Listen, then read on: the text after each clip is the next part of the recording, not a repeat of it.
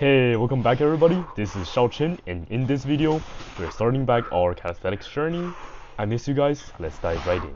Day 1, we have to start with push day, because it is the best thing you can do when you get back. We are lifting lighter weights because we need to relearn the basics and the technique to get my body ready for the hard grind in the future. When doing dips, I mainly focus on leaning my shoulders forward when going down, and when I push up, I need to make sure that I have a straight arm. Unfortunately, I only focused on one thing and not the other. As you can see on the clips, I went too deep on my dips, which caused a lot of constraints on my shoulders.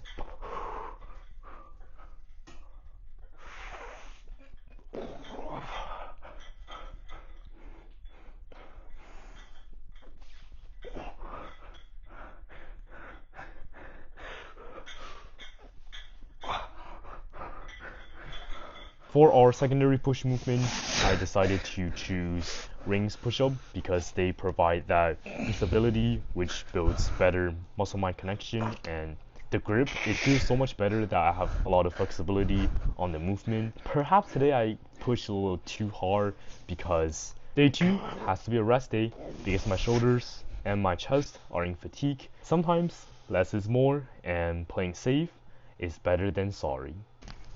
Day 3 is my first pull day after getting back, and this time I focus on having a C-shaped movement pattern when I pull up, and I decided to face the closet rather than like facing the camera. The technique that gives me more height and explosiveness is bar bending. Basically, you want to imagine yourself like bending the bar into an N shape by gripping yourself really hard and make your hand goes outwards. It will create a natural scapular retraction, which gives yourself better control over your body. My secondary pull movement is body weight rows. I'm using this time to strengthen my forearm and my scapular because those are the weak muscle that I usually don't train for. Day 4 is leg day. I tried pistol squats. I am definitely strong enough to do it and I have the balance for it. However, my knees start to make sound, like the clicking sounds whenever I push up.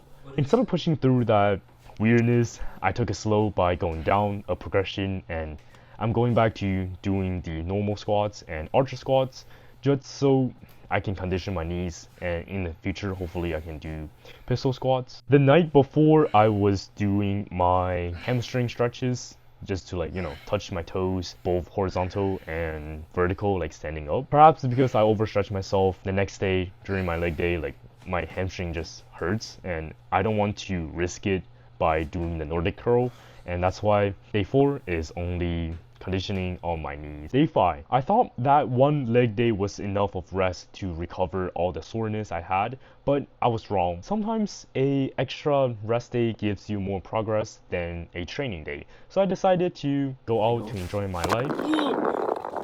Oh, I almost tripped. Oh, I went backward.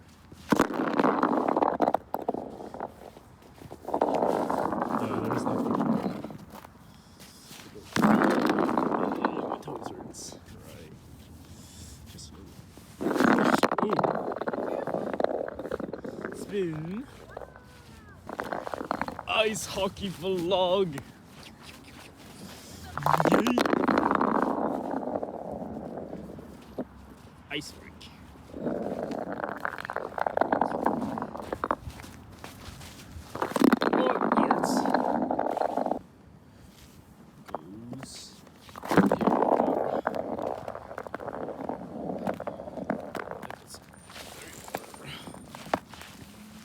Day 6 is push day.